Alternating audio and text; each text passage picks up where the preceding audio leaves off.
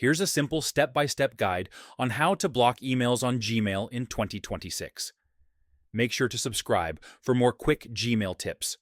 First, open Google Chrome and go to gmail.com. Sign in to your Gmail account if you're not already logged in.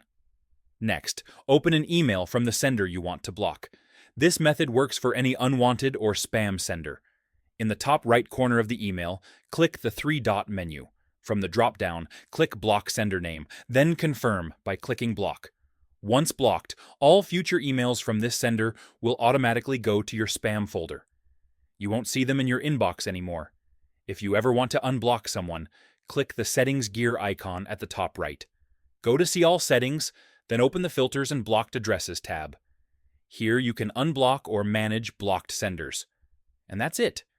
You've successfully blocked emails on Gmail using the 2026 method. If this helped, like the video and subscribe. It really supports the channel.